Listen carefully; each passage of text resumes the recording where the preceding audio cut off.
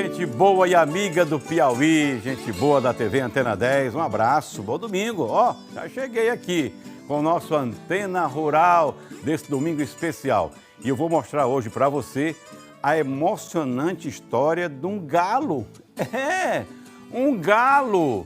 O nome do galo é Jeremias e ele mora dentro de casa. Ele é criado como uma pessoa da família. Essa história vai ser bonita, você vai ter que apreciar com a gente. Vamos conhecer hoje uma importante unidade de conservação localizada no norte do Piauí, a Floresta Nacional dos Palmares. E a receita de hoje? Domingo tem receita, né?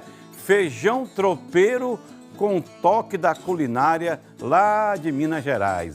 O povo da zona rural de Minas Gerais que vai mostrar pra gente esse feijão. É isso, é muito mais agora na Antena Rural da TV Antena 10.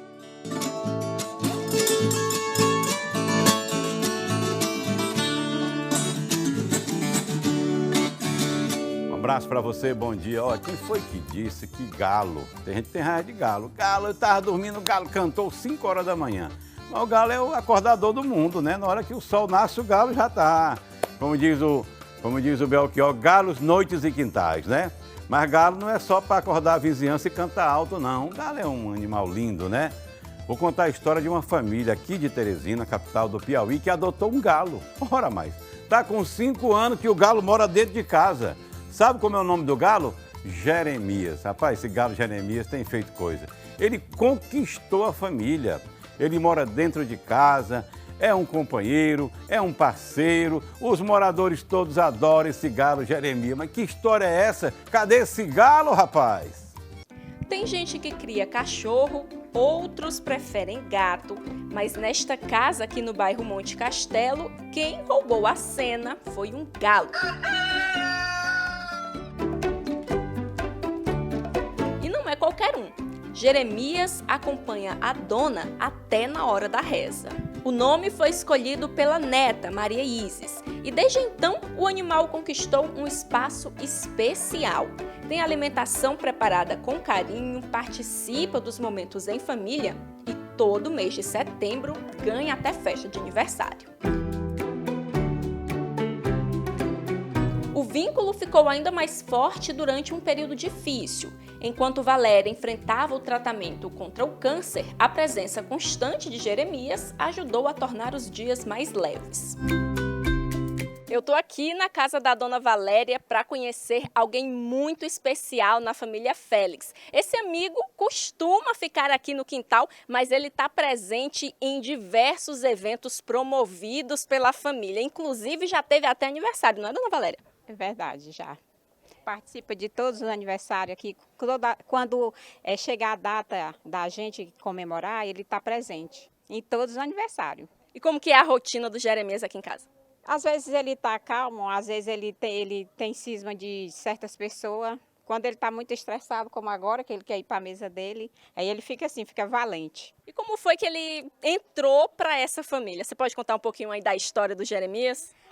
Foi assim, meu genro ganhou ele. Aí, no entanto, ele mora em apartamento, não tinha como ele ficar, ele ia dar. E aí eu disse que não, que eu ia ficar com ele. A partir desse dia eu trouxe ele para cá, para casa, e ficou aqui, todo o tempo na convivência com a gente. E aí ele também ganhou um apego mais especial depois de um tratamento, né, que a senhora passou, e aí gostou ali da companhia dele? Exatamente, porque assim, é tipo, qualquer animal que você se apega, ele dá força, tanto como a família, como a ele também. E quando eu estava internada, eu sempre perguntava por ele. E quando quando eu cheguei em casa do retorno do hospital, ver todo mundo e ele também é uma alegria, né? E agora o Jeremias também, até o Jeremias está em clima de Copa do Mundo. É verdade, só esqueci só da camisa, mas está todo pintado de amarelo, azul. A gente banha ele, gosto de dar banho nele, passa perfume, é tipo uma criança. É muito bom, é gostoso, faz parte da família. É Jeremias, Ave Maria, demais, demais, demais, demais. A gente nem imagina assim, né? Se um dia ele chegar a faltar, Ave Maria, a gente se apega demais no bichinho. São bons demais, coisa de Deus, maravilhoso.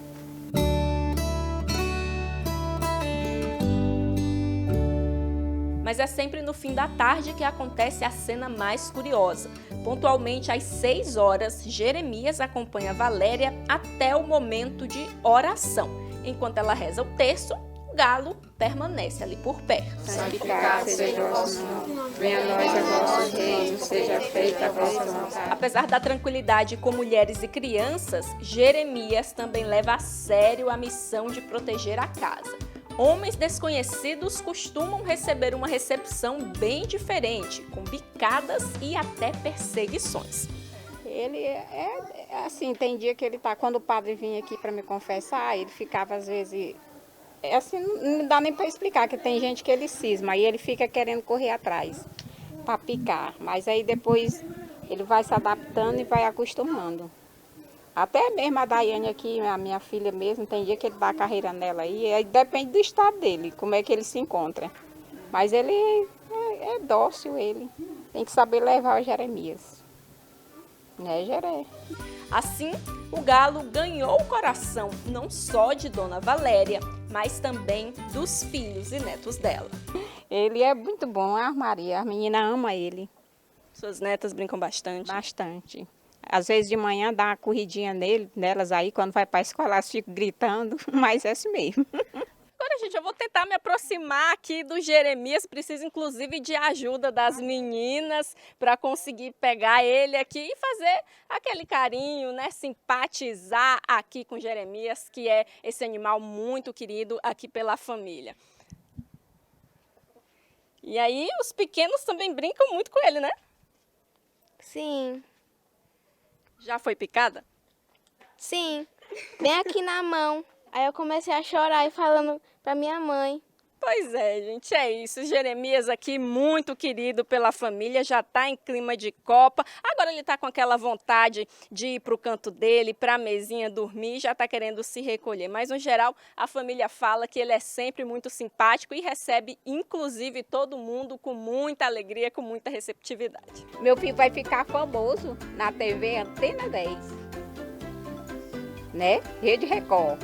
Agradeço a quem? Repórter, o amigo e o titi, Pedro Neto. Tchau, Pedro Neto.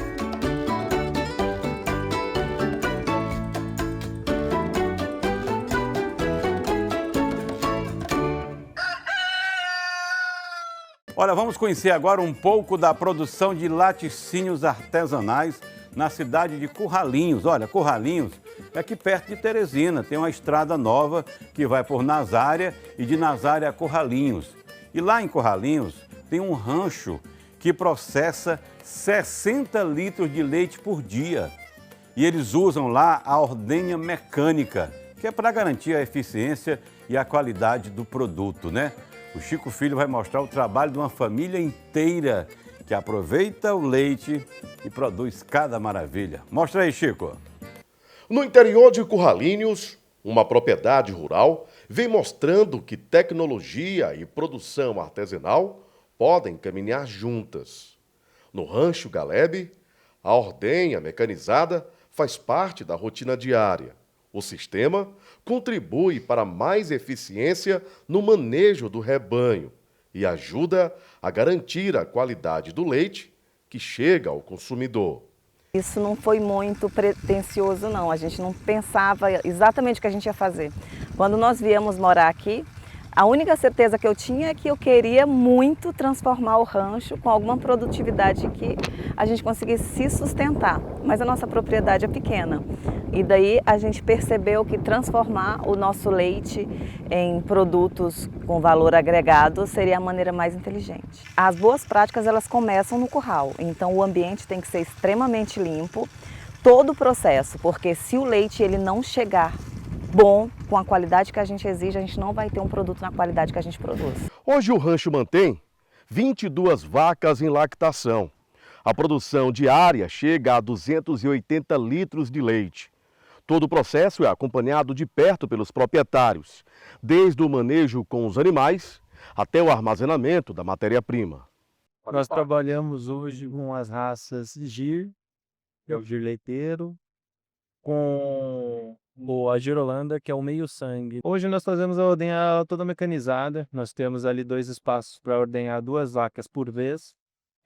A gente hoje preza muito pela qualidade do nosso leite, porque o nosso produto, ele, por ser artesanal, ele requer uma qualidade do leite. Então, nós fazemos uma lavagem dos tetos da vaca antes, aí fazemos o pré-dip, que é uma espuma desinfetante. Nisso é seco, cada teto é seco com um papel toalha separado de cada teto, para se ocorrer uma doença em algum teto, não passar para outro, porque os tetos são independentes de uma vaca de leite, né? E após isso a gente faz a ordenha. E após a ordenha a gente aplica o pós-dique, né? Que é um selante que garante que não vai entrar alguma bactéria hoje na vaca. A alimentação do rebanho é uma das etapas mais importantes da atividade. Ela influencia diretamente a saúde dos animais e a produtividade.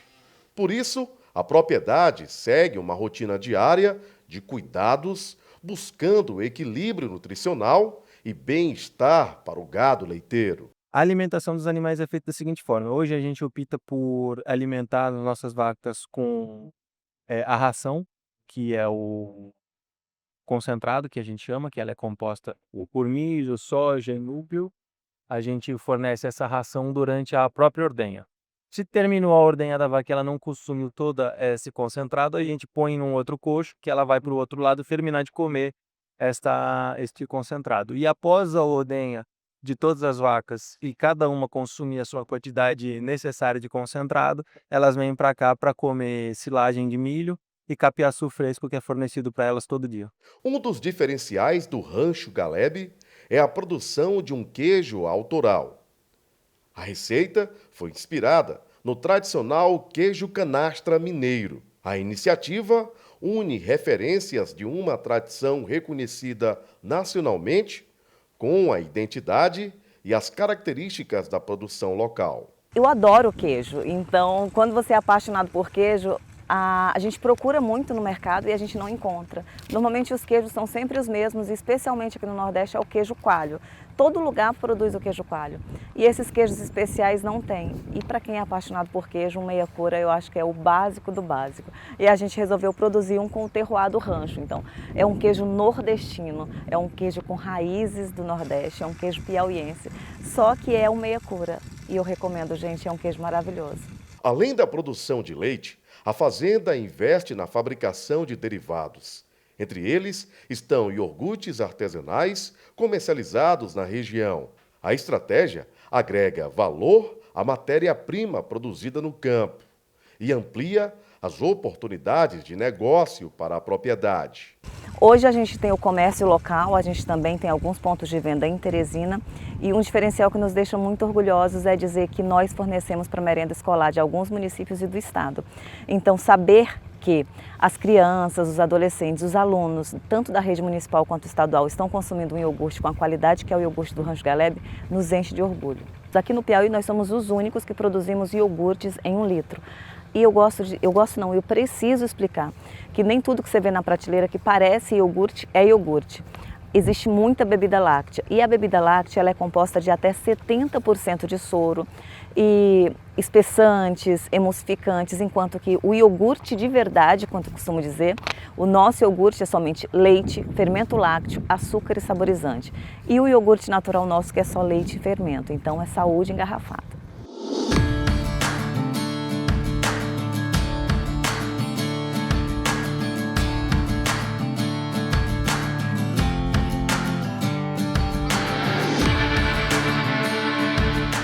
Bom, as vacas elas são chamadas por vocês por nomes. Sim. De forma carinhosa. E como que vocês observam então a cada nome para cada animal? É de acordo com a característica de cada um? Como é? Não, é escolhendo mesmo, a gente só escolhe. Cada vez, cada dia, cada hora a gente sai escolhendo. Nasceu um bezerro, uma bezerra se não for nosso, porque a gente também às vezes comercializa bezerros, mas a gente faz questão de dar nome, vacas novas que chegam a gente dá nome. Recentemente a gente fez uma aquisição de uma que ela é muito dengosa e o nome dela ficou Dengosa. Ela é uma vaca que aceita muito carinho. Tem que ter um carinho aqui, não existe isso de brigar com vaca, de reclamar com vaca, que toda vaca tem nome e a gente trata ela de forma muito especial, porque é verdade que vaca feliz dá mais leite.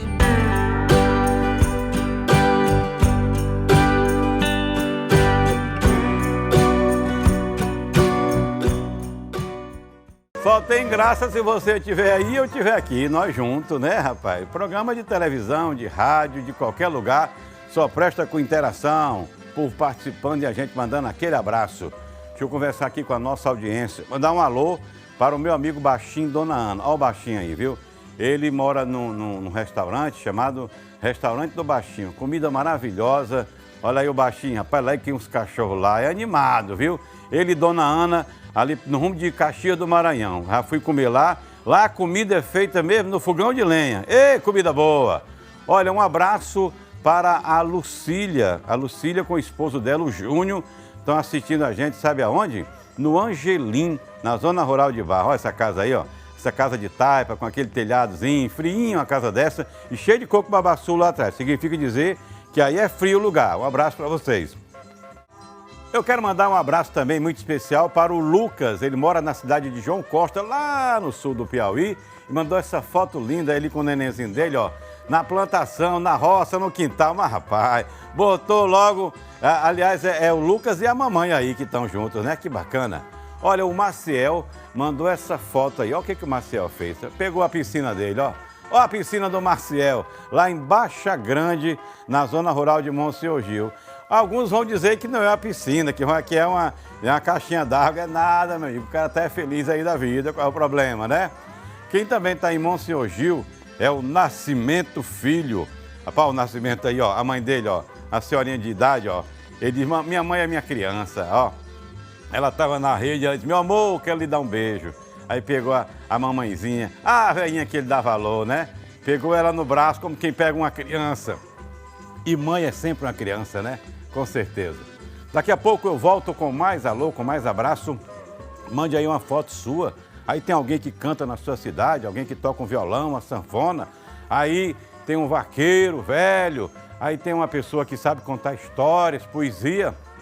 Pode filmar e mandar para mim, tá aí o telefone, ó. 869-8157-0081. Mande para cá, esse telefone aí fica na palma da minha mão. Eu atendo você na mesma da hora, como diz o caboclo lá do interior. Olha, você sabia que entre Teresina e Altos tem uma importante floresta para quem deseja apreciar a fauna e a flora do nosso Nordeste, do nosso Piauí? É a Floresta Nacional de Palmares, a primeira unidade de conservação do nosso estado do Piauí, com 170 hectares, protegendo a biodiversidade de transição entre a Caatinga, o Cerrado e a Amazônia. É aqui, ó, pertinho de Teresina, pertinho de Altos, um espetáculo de preservação da natureza piauiense. Olha, mostra aí.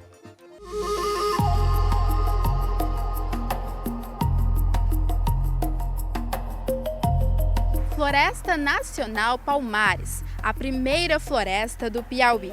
É aqui que começa a nossa aventura de hoje. Ela foi inaugurada em 2005 e atualmente recebe cerca de 3.000 visitantes anualmente. E uma curiosidade é que 4% dela fica localizada em Teresina e 96% em Altos. Aqui a gente encontra uma biodiversidade, incluindo espécies florestais que estão em extinção. Vem comigo conhecer.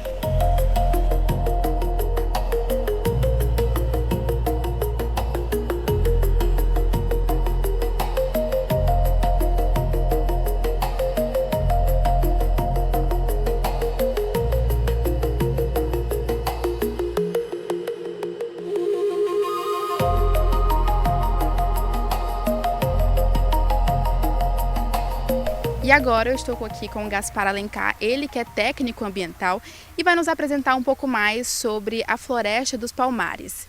Quando que ela foi fundada e qual a importância desse espaço para a preservação ambiental? A Floresta Nacional de Palmares, como unidade, ela tem um histórico interessante. Primeiramente, aqui foi uma fazenda, o proprietário, a gleba era chamada Palmares, dentro de uma gleba maior chamada Malhada Alta. E segundo uma pesquisadora chamada Barbosa em 2015, o proprietário dessa área, problemas financeiros, a terra voltou para o Fundo de Beneficência dos Servidores e para o Estado. O Ministério da Agricultura, em 1960, e logo depois da criação do Instituto Brasileiro de Desenvolvimento Florestal, e com a criação da penitenciária Major César, Então que essa terra foi doada, uma parte para a Major e uma parte veio para o Ministério da Agricultura, para o IBDF, isso já em 1967.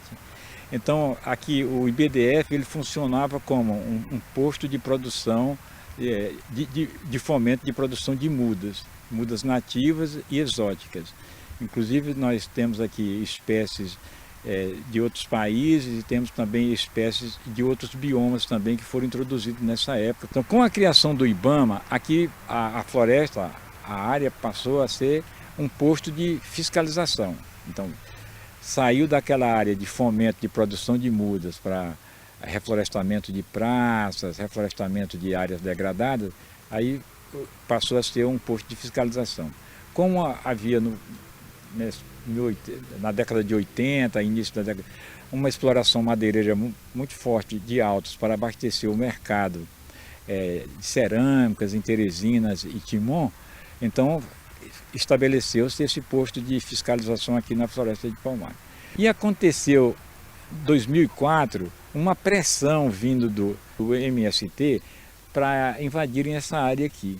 Aí foi quando o IBAMA, na época, fez uma audiência pública e transformou essa área em uma unidade de conservação em 2005. Então ela passou a ser em 2005 a unidade de conservação federal, que com a criação 2 anos depois do Instituto Chico Mendes, o Instituto Chico Mendes passou a administrar as unidades de conservação brasileiras, que antes tudo era administrado pelo IBAMA. Então agora quem administra as unidades de conservação federais no país é o Instituto Chico Mendes. A unidade está localizada em uma área de transição entre 3 importantes biomas brasileiros. Existem muitas coisas aqui que precisam ser conhecidas. Então, tanto na parte botânica, as espécies das botânica, a questão da microfauna, a questão dos mamíferos. Por exemplo, nós temos aqui uma espécie de cervo que é da oeste da Amazônia. Isso foi descoberto através da pesquisa pelos resíduos dessa espécie, que é chamado veado roxo, ou Passalites nomerivaga, que é uma espécie amazônica que ficou asilado aqui nesse espaço depois de tanta antropização. Além da preservação ambiental, as equipes que trabalham na floresta também desenvolvem projetos voltados para a educação. E um deles tem incentivado a leitura entre crianças e jovens. Nós temos projeto de educação ambiental, que também é social, que tem a participação das crianças do entorno da unidade. E também conta com a colaboração da população adulta também do entorno. Mas também tem uma imersão na natureza, nesse local tão rico em biodiversidade e também tão próximo aqui da cidade de Teresina, às margens da BR-343, aqui no quilômetro 323. A gente convida a população para fazer essa imersão na natureza. Com cerca de 170 hectares, a floresta também atrai visitantes em busca de lazer, contato com a natureza e experiências ao ar livre. As trilhas estão entre os principais atrativos. Inicialmente, nós tínhamos 11 trilhas abertas à visitação, mas a gente fechou, agora são somente 2, as outras são utilizadas para serviço. Quem vier fazer pesquisa científica, como está tendo uma pesquisa científica agora com o professor da UFP, para fazer manutenção também, averiguar ali também a questão das espécies. Mas a gente só tem aberta a visitação hoje 2 trilhas, que é a principal, a trilha Floresta de Palmares, e a trilha Cedro, que é a menor. A trilha Cedro tem 2,7 km, essa aqui tem 5 km. Ela é um pouquinho mais desafiadora, aqui já é para aquele perfil de trilheiro, que já tem um preparo físico melhor, porque ela tem um ponto mais elevado de 131 metros, como aqui está descrito na placa. E as nossas trilhas, elas compõem a Rede Nacional de Trilhas. Então, tem a nossa pegada, o símbolo, toda trilha que faz parte dessa rede tem um símbolo, a pegada que representa uma espécie da flora e uma espécie da fauna. E a nossa trilha também faz parte dessa rede. Para a visitação, a entrada é gratuita, não precisa ser feito nenhum pagamento. O que a gente pede é que seja feito uma solicitação via e-mail. No Instagram da Flona tem um e-mail, flonapalmares@icmbio.gov.br. Lá será enviado um ofício indicando o número de visitantes, o nome de cada visitante e também o respectivo CPF. Então a gente vai enviar uma autorização por e-mail também para que possa ser feita a entrada aqui na floresta. A gente pede uma antecedência de 48 horas, no mínimo, para a gente poder organizar ali a autorização e os visitantes possam entrar e fazer a trilha. O que a gente pode encontrar de diferente quando vem aqui visitar essas trilhas? A gente tem alguns atrativos, algumas espécies, tem umas pausas que você pode fazer também, que você pode tirar foto. É bem legal, bem instagramável. Hoje em dia o pessoal gosta de fazer fotos nesses locais meio instagramáveis, que é um ponto mais elevado, você consegue ver a floresta ali de toda a parte de cima, a copa das árvores. Então esse é um diferencial da nossa trilha, né? Fora que tem umas espécies que só são encontradas aqui na floresta, algumas com risco de extinção, de animal principalmente o guariba, que faz parte até da nossa pegada. Na pegada nós temos o guariba e também o caneleiro. Aqui nós temos uma placa, ela sinaliza, ela está presente dentro da floresta durante todo o percurso.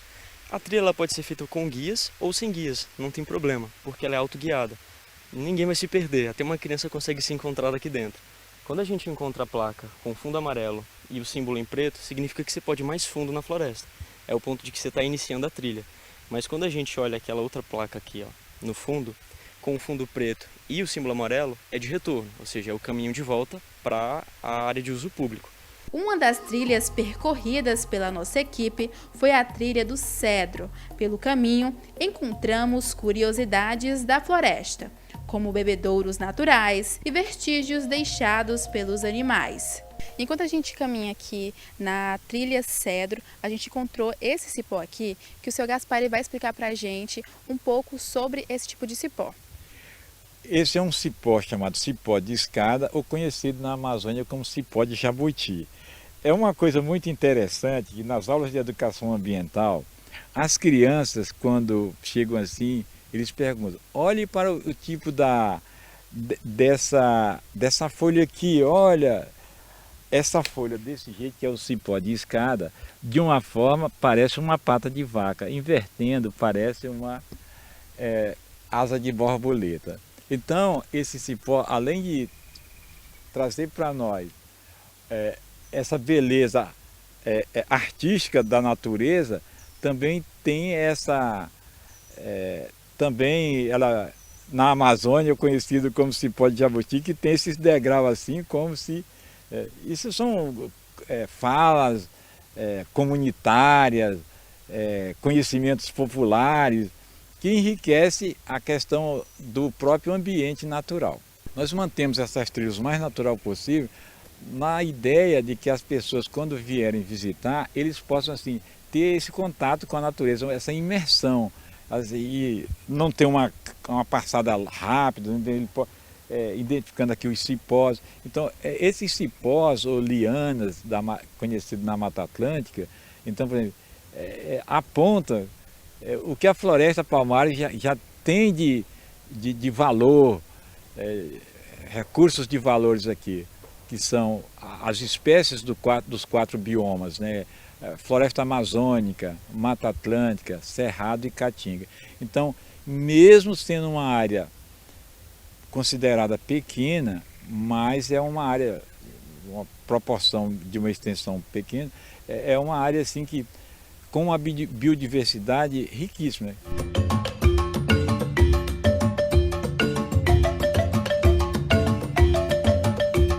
Ele usa isso aqui para ele conseguir extrair a amêndoa do tucum para se alimentar. Quais são os tipos de macacos que tem por aqui? Nós temos 3 tipos de primatas. Temos o macaco guaribas, que é a espécie ameaçada de extinção. Nós temos o macaco prego, que está em risco. E temos o sagui, o suim. Então temos 3 espécies de primatas aqui na floresta. Então eles pegam essa pedra, eles batem Eles usam como um pilão para quebrar e extrair a amêndoa. Então eles fazem isso, tá certo? Então aqui, ó, você vê aqui, ó, eles quebram e extraem a amêndoa aí. Agora uma curiosidade, eu não sei onde eles deixam a reserva alimentar na época da escassez. Se eles guardam alguma coisa, eu só sei que eles aqui, eles usam esse lugar e essa ferramenta aqui para se alimentar na época da escassez.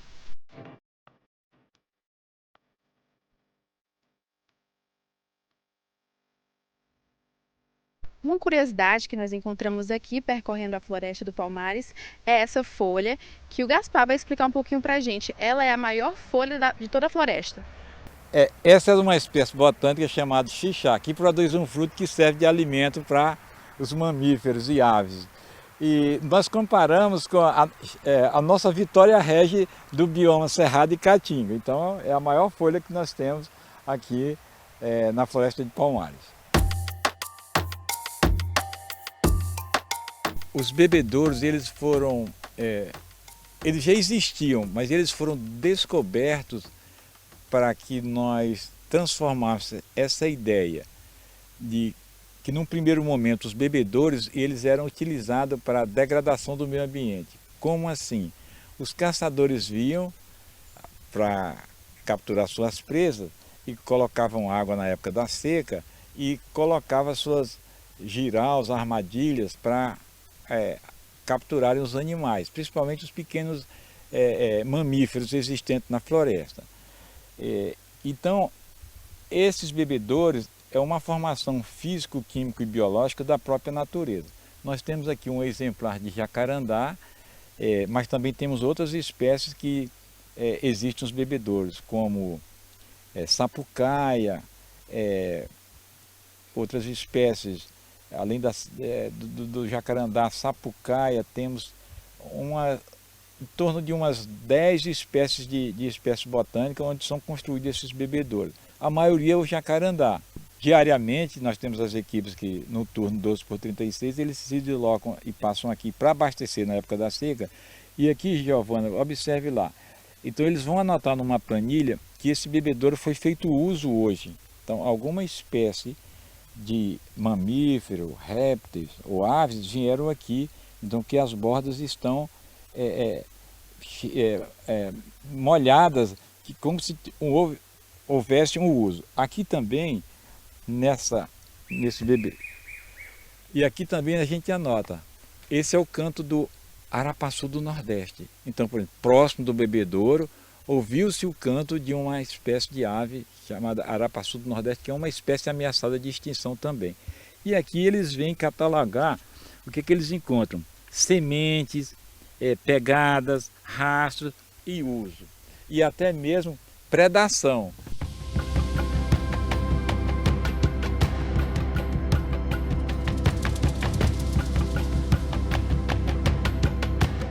As sementes do cedro, né? Então tem essas cápsulas e como são sementes aladas, o vento é quem vai fazer a dispersão das sementes, porque como o cedro é amargo e também ele não serve para fazer portas e janelas, não sofre ataque de cupins, sofre ataque de outras espécies, mas não de cupins, né?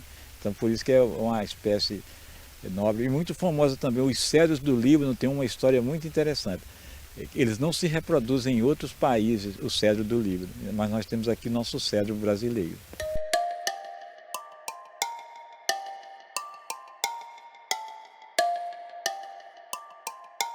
Depois de termos conhecido um pouco da trilha do cedro, o Gaspar ele veio me mostrar um pouco sobre 2 livros que foram desenvolvidos por meio do projeto socioeducativo ambiental aqui da Floresta dos Palmares. E o mais interessante que eu achei nessa iniciativa é que são livros que são escritos e têm desenhos de crianças. O projeto socioeducativo ambiental foi uma ideia iniciada lá em 2011 com a professora Janete, em memória, que ela fez o curso da APEC, a Aliança para a Evangelização de Crianças, que tinha como objetivo trabalhar a prevenção contra a delinquência juvenil, a formação profissional e o exercício da cidadania. Então, começou com o Pilotão Mirim, passou por projeto Mirim Cidadão e depois transformado em projeto socioeducativo ambiental. E aí, as crianças, dentro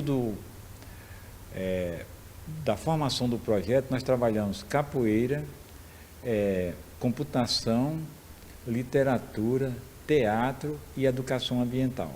Então, as 5 trilhas do projeto.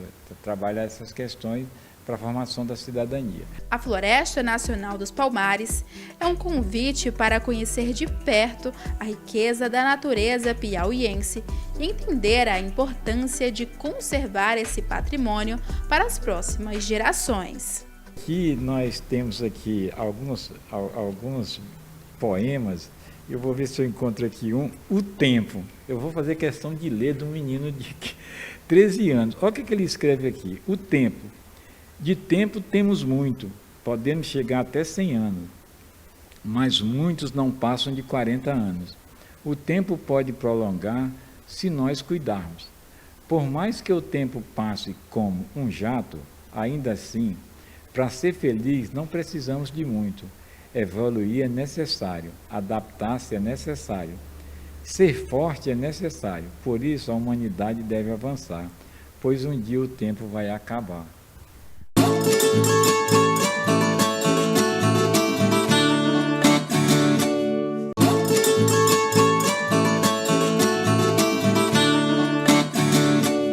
Mas a gente tem que falar das pessoas, né? Das notícias boas. Olha, você vai ver as imagens aí da dona Francisca Rodrigues dos Santos. A Chica do Babaçu, a dona Chica Lera, que construiu sua trajetória a partir dos babaçuais do norte do Piauí. A famosa quebradeira de coco, onde o trabalho do coco, que ela quebrou a vida toda, marcou a sua infância e deu início a uma vida dedicada à defesa dos pés de coco, das palmeiras, não é? Ela foi homenageada na terceira Feira da Agricultura Familiar. E ao longo das últimas décadas, dona Chica, ela se tornou uma das principais lideranças das quebradeiras de coco babaçu no Brasil, articulando a organização do movimento extrativista e atuando na defesa dos direitos das mulheres que dependem dessa palmeira, desse coqueiro que a gente precisa para sobreviver. O que tem no coco? Tem o óleo, né? Tem tanta coisa que dá para aproveitar, a palha, o próprio coco. Gente, o nosso coco, a nossa quebradeira de coco é um sucesso aqui no Piauí. Um abraço, dona Chica Lera, boa sorte. Chica do Babaçu, eita coisa boa.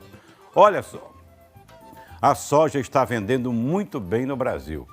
Sabe por quê? Porque o dólar subiu e quando o dólar sobe, quem é lá de fora dos outros países paga mais pela nossa soja. Então, o produtor ganha mais, principalmente nós aqui no Piauí, que estamos produzindo muita soja. Essa é uma matéria nacional que mexe também com o preço da soja aqui no Piauí. O Brasil segue como principal exportador mundial de soja na safra 2025-26, com embarques estimados pelo USDA em 115 milhões de toneladas. A entidade, inclusive, reajustou a estimativa de produção mundial do grão da alta temporada para 429,2 milhões de toneladas, um novo recorde 0,4% superior ao projetado anteriormente e 0,3% acima da safra passada. A projeção para a produção brasileira é de 180 milhões de toneladas, um pouco abaixo das 180,25 milhões estimadas pela Conab. No mercado interno, a ampla oferta global limitou avanços expressivos nos preços, mas com as negociações dos grãos aquecidas e a demanda externa em alta, as cotações também se elevaram. Segundo pesquisadores do CPEA, a maior atratividade da soja brasileira também foi impulsionada pela depreciação do real frente ao dólar. A nossa tradicional cachaça Mangueira completa 70 anos no mercado piauiense, nacional e internacional. Mangueira é um produto artesanal feito da cana-de-açúcar, destilado em alambique de cobre e produzida no estado do Piauí. Por várias décadas, a Cachaça Mangueira vem liderando o mercado de cachaça piauiense, com produtos de qualidade e sabor inigualável. Dispomos aos nossos consumidores da tradicional Mangueira Ouro, a Mangueira Prata e a Mangueira Pé de Tonel, que são degustados puros ou na mistura da caipirinha. Aos 70 anos de vitalidade, a Cachaça Mangueira é o sabor de Piauí que conquistou o Brasil e o mundo. Beba com moderação. E você sabia que pode rever os nossos conteúdos, né? Todas as nossas matérias, principalmente aqui no portal a10mais.com. Tá aí. Lá tem uma coluna exclusiva do Antena Rural, você vai clicar lá, tem o nosso retrato, todas as matérias que já saíram, as que estão saindo agora, já estão à disposição. Também temos notas sobre o agronegócio, sobre a agricultura familiar. O alô, o abraço para o nosso povo no Instagram. É só procurar o perfil @Antena Rural. Mas, rapaz, lá no Instagram você vai ver quantas vezes quiser as nossas reportagens, mostrando que nós estamos na TV livre, na TV aberta, no digital e, claro, na tela da TV Antena 10. E vamos continuar abraçando e prestigiando os nossos telespectadores. Olha, rapaz, o Neném. Alô, Neném, lá da Parnaíba, vai estar comendo um camarão com farinha de puba. Neném, isso aí é novidade, viu? Camarão com farinha de puba, rapaz. Eita, a farinha de puba, ela é assim, o caroço dela engancha nos dentes da gente, né? Meio grossa. Eu prefiro aquela farinha nossa mais fina, mas diz que é bom. Mas camarão com farinha de puba, Neném, lá da Paraíba, essa aí é novidade, viu? Quero mandar um abraço muito especial para esse meu conterrâneo Zé Hilton Barroso. Ele tem uma loja chamada Campo Maior da Carne, porque ele é de Campo Maior e ele traz a carne, famosa carne de sol de Campo Maior, e vende por um preço maravilhoso ali no bairro Marquês, aqui em Teresina, na Zona Norte, viu? Tá assistindo a gente? Lá tem o carneiro, tem a carne de sol, tem a carninha cortada no ponto para fazer Maria Isabel. Não, lá é a loja, viu? Campo Maior da Carne, meu amigo Zé Hilton Barroso. Olha que retrato bacana dele aí, né? E para finalizar, deixa eu mandar um abraço especial para o Cândido Macedo. Ele disse, rapaz, mandou um retrato, estou lhe assistindo aqui em Sigefredo Pacheco. Valeu, Cândido. Olha, você está assistindo a gente em casa, na televisão, no carro, em qualquer lugar. Se quiser participar, mande o seu recado, a sua foto, o seu vídeo para esse telefone aí, ó, 869-8157-0081. E nós vamos agora para a Zona Rural de Teresina para preparar um feijão tropeiro, porque tem feijão tropeiro na Bahia, no Piauí, em Pernambuco, todo lugar tem um feijão, no Goiás, né? Mas o feijão tropeiro de hoje vai ser com toque mineiro. Ele vem com a costelinha de porco, vem com torresmo, com couve-flor e arroz. Não é diferente? É uma delícia. Mostra aí. Poucos pratos representam tão bem a culinária do interior quanto o feijão tropeiro. Uma receita cheia de sabor e ingredientes que fazem parte da mesa de muitas famílias. Hoje, vamos acompanhar o preparo desse clássico da cozinha rural e descobrir os segredos que fazem dele um dos pratos mais apreciados do campo. Hoje vamos acompanhar o preparo do feijão tropeiro, essa receita que é um prato bastante saboroso, mas além disso leva ingredientes que são muito simples. É um prato muito completo e quem vai nos ensinar é o Cláudio Omar, ele que é cozinheiro e também empresário. Qual que é o segredo dessa receita e de onde ela surgiu? É uma receita, né? Ela é mineira, considerada mineira, porém, pessoal, ela é paulista. Na verdade, quem trouxe e inventou o feijão tropeiro foi os tropeiros que saíam de São Paulo para Minas Gerais. Então, no meio do caminho, eles paravam para dormir e juntava todos esses ingredientes e misturava com farinha e comia. Então surgiu o feijão tropeiro aí. Apesar de ser uma receita que veio de São Paulo para Minas acabou se caracterizando mais pela receita, né? Foi mais incrementada e hoje é um prato mundialmente conhecido mineiro. Cláudio Omar, muita gente do interior gosta dessa receita e aqui já estão os ingredientes. Eu queria que você falasse pra gente quais são esses ingredientes que são utilizados. Aqui a gente usa o feijão. O feijão, quando vocês forem em Minas, o feijão usado no tropeiro é o feijão carioca, tá? Qualquer lugar de Minas Gerais é feito com feijão carioca.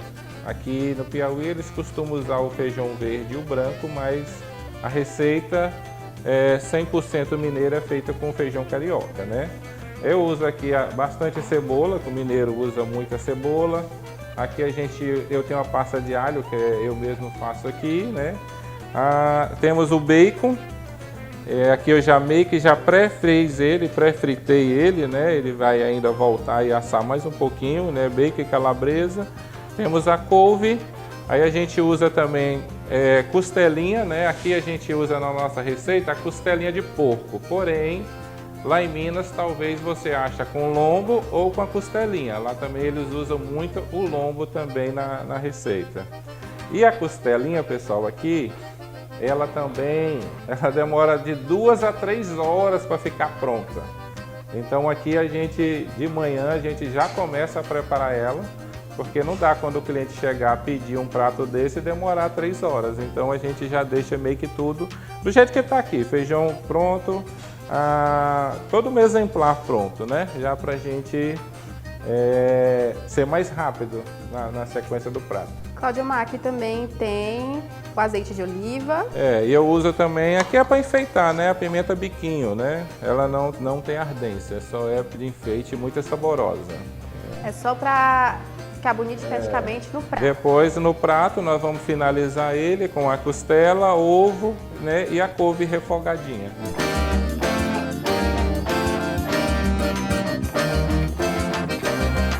E nós já pré-assamos, né? Pré-fritamos o bacon e a calabresa, certo? Eu tirei ela lá com a gordura e tudo, então nós vamos utilizar ela aqui, ó, um pouquinho da gordura, que é o que também vai dar sabor ao prato, entendendo? A gordura do próprio bacon, que é a gordura de porco, né? Ó. Nós vamos amassar mais um pouquinho aí.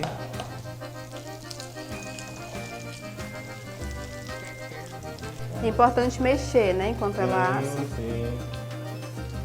Pra ficar homogêneo, né? Ela ficar toda... que às vezes, se você deixar, ela vai ficar pretinha de um lado e do outro lado não vai ficar, né? Então ela tem que ficar numa cor única. Eita. Aí a gente já vai vir com a cebola. Nesse momento agora... Espera alguns minutinhos, mexe um pouco, aí adiciona a cebola. Vamos adicionar a cebola. Na culinária mineira se usa muita cebola e alho, viu? E agora nós vamos deixar a cebola murchar um pouquinho. Enquanto esses primeiros ingredientes estão sendo fritados, eu queria saber de você, Claudimar, quando que surgiu a sua curiosidade, seu desejo por aprender mais sobre culinária? Eu acho que está na veia, né, do mineiro, né? Ele já está sabendo cozinhar, vamos dizer assim, né? E você saiu lá de Minas e veio para o Piauí. O que você achou mais diferente aqui também, em relação à culinária? A adaptação foi um pouquinho difícil, mas hoje é tranquilo, mas foi bem difícil a adaptação. Porque aqui tem muitos pratos que lá não tem, né? Tipo uma panelada, sarapatel, essas coisas não tem lá. Então aqui quando eu cheguei eu tive uma certa dificuldadezinha, mas hoje é de boa, entendeu? E aí assim, eu sempre gostei de cozinhar, né? Aprendi com a mãe vai ensinando desde pequenininho, e aí eu sempre gostei de cozinhar, eu cozinhava para amigos, né? Já trabalhei em restaurante também. E aí você viu nisso uma forma de empreender? Isso, já fui chefe de cozinha em restaurante, e aí eu não, vou abrir o meu. E assim surgiu. Aí agora eu vou entrar com a parte... Aqui pode ser o alho picadinho, né? Quem não sabe fazer uma pasta de alho, pode ser um alho picadinho, pica ele bem pequenininho, ou rala, tritura, né? É o alho. E mistura bem que vai dar certo. Aqui como a gente já tem uma mistura pré-preparada que a gente usa em todos os pratos, então eu já prefiro usar ela. E como que é feita essa pasta de... alho, um pouquinho de vinagre, cebola, essas coisas, é uma mistura.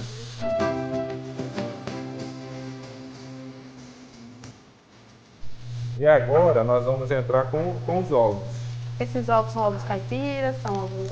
Pode ser ovos caipiras, comprados no supermercado, que a pessoa achar que deva. 5 ovos. Vai depender também da quantidade que a pessoa está fazendo em casa, né? Sim. E aí eu não vou mexer por enquanto. Por quê? Porque senão ele vai esbagaçar muito e aí ele vai sumir no prato. Então ele tem que ter uns pedacinhos de ovos.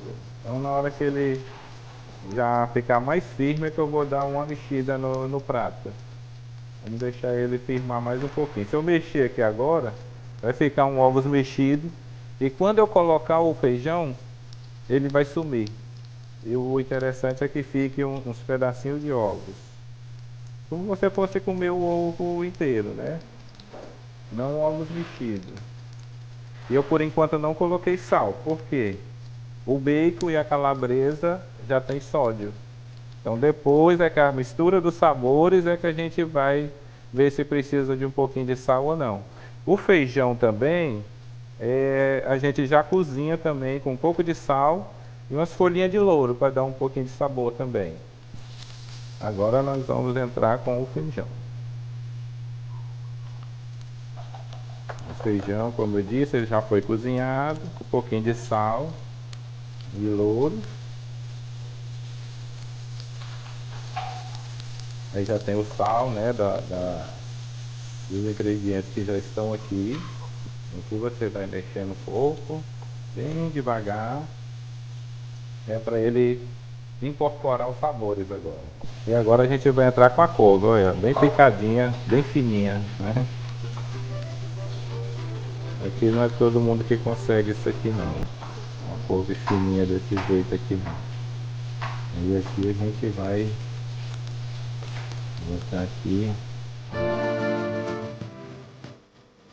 Meninas, todo mundo tem couve em casa, gente. Não tem um prato, não tem um almoço, um jantar que o mineiro não faça uma couve. Ou ele come assim, azeite e cebola, ou ele refoga.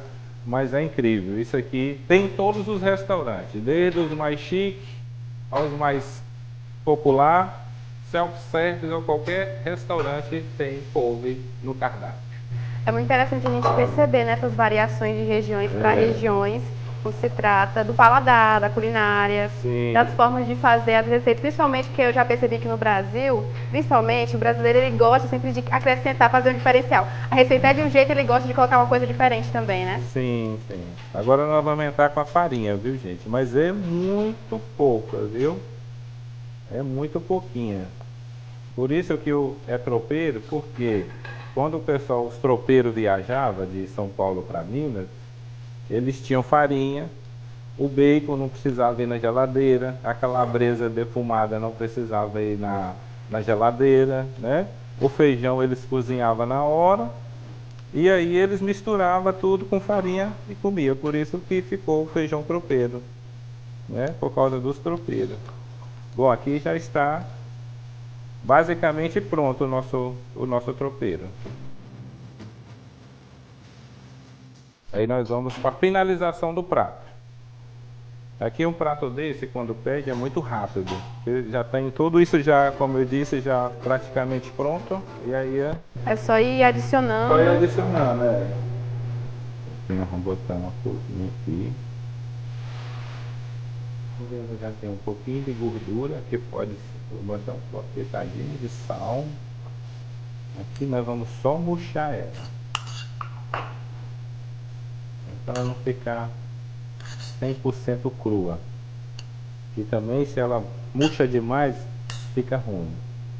O prato fica feio. Mas só para dar uma murchadinha. Murchou, eu já vou desligar, eu já vou tirar. Agora nós vamos fazer a montagem do prato.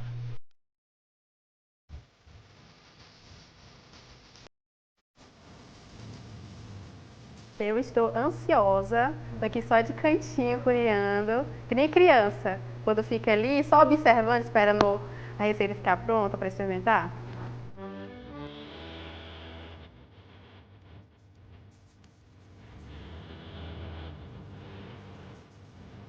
Aqui está o prato pronto, gente, o feijão tropeiro. É como o Claudimar estava dizendo, é uma receita que é muito completa, já tem muitos ingredientes ali. Muita gente gosta de combinar com arroz branco, como você falou. E a gente agora está no momento melhor, né? Que é aquele momento de experimentar, de saborear essa receita.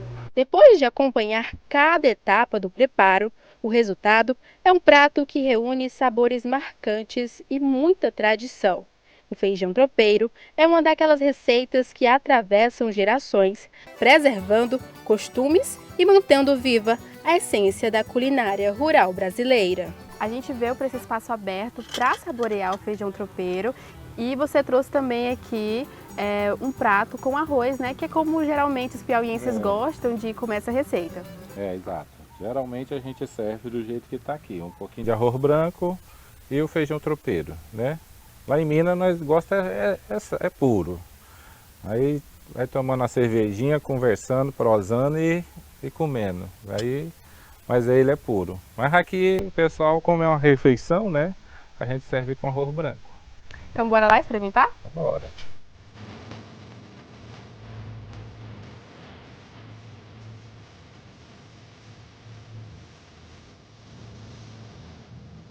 Ótimo, como você disse, a costelinha ela realmente derrete na boca. O feijão junto com a farinha, com o bacon, com os ovos, faz assim realmente um diferencial. É uma receita que realmente ela ganha o coração dos brasileiros e dos piauienses, porque é uma receita, como você falou, que veio de Minas, tem todo um histórico. Então assim, eu acho que é uma receita realmente que tem o sucesso que tem, porque é uma ótima receita, tem um sabor realmente que agrada o nosso paladar. Sim. Trouxe lá de Minas Gerais a receita original de lá, exatamente, tento manter o padrão original de Minas.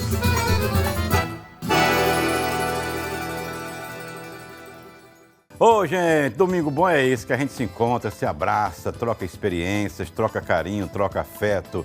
Um abraço para você, dona de casa, pai de família, estudante, criançada, juventude. Muito obrigado pela audiência. Eu volto domingo com fé em Deus aqui, ó, para o nosso Antena Rural da TV Antena 10.